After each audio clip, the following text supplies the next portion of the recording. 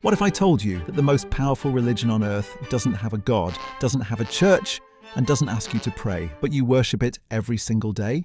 This religion is called capitalism, and once it took over, the world never slowed down again.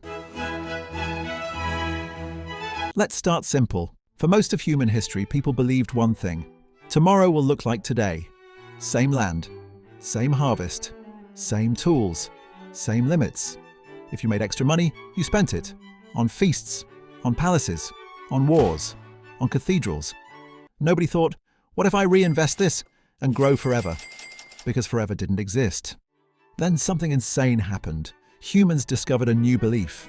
The future can be richer than the present, not magically, not spiritually, economically. And once people believed that, money stopped being treasure and became fuel. Here's the rule capitalism lives by. Profit is not the reward. Profit is the tool. You don't save it. You don't bury it. You don't admire it. You reinvest it. More machines, more factories, more research, more production, more profit. Repeat. Forever. That loop is capitalism. This idea flipped morality upside down. Before, greed was a sin. Wealth was suspicious. Rich people were dangerous. Now, greed became good. If I get richer, I hire more people. If I hire more people, they buy more stuff. If they buy more stuff, everyone wins. At least, that's the theory. Capitalism doesn't ask, is this fair? It asks one question only, will this grow? If yes, fund it. If no, kill it. That question built factories, it built cities, it built science, and it built something even more powerful than money, trust in the future. Because here's the secret. Money isn't backed by gold. It isn't backed by land. It's backed by belief. Belief that tomorrow will be bigger than today. Banks lend money they don't have. Governments print money out of thin air. Why?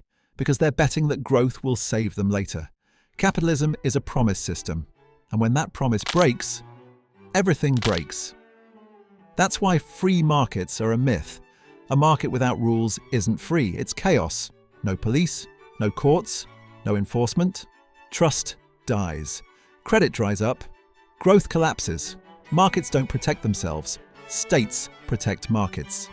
Capitalism didn't just change money, it changed power. Old empires were built by kings, taxes, and swords.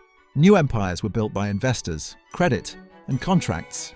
If you could borrow enough money, you could conquer the world. Literally. Exploration wasn't driven by curiosity.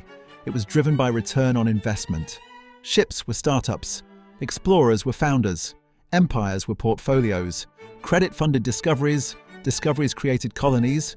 Colonies produced profits. Profits created trust. Trust unlocked more credit. A perfect loop, a dangerous one. And here's where the story gets ugly. Capitalism doesn't care how profit is made, only that it is made. So when growth becomes sacred, ethics become optional. Slavery wasn't driven by hatred, it was driven by spreadsheets. Investors didn't see humans, they saw numbers. And the returns were excellent. That's the dark side of infinite growth in a finite world. Capitalism says, grow or die. Not morally, not emotionally, mathematically. If growth stops, debts can't be repaid. If debts collapse, trust vanishes. If trust vanishes, the system eats itself. That's why capitalism never rests. It pushes science, it funds research, it demands innovation. Not because it loves knowledge, but because growth needs new fuel, new tech, new markets, new discoveries. Without them, the bubble pops. So what is capitalism really? It's not just an economic system, it's a belief system. It teaches people how to think, how to plan, how to judge success. Growth equals good, stagnation equals failure, and everything else is negotiable. Capitalism built the modern world. It lifted billions out of poverty. It also crushed millions under indifference. It rewards efficiency, not compassion. It accelerates progress, not wisdom. And once it starts, it doesn't know how to stop. So the real question isn't, is capitalism good or bad? That's lazy. The real question is, what happens when a system built on infinite growth hits a planet with limits? That's not economics. That's the cliffhanger. Subscribe.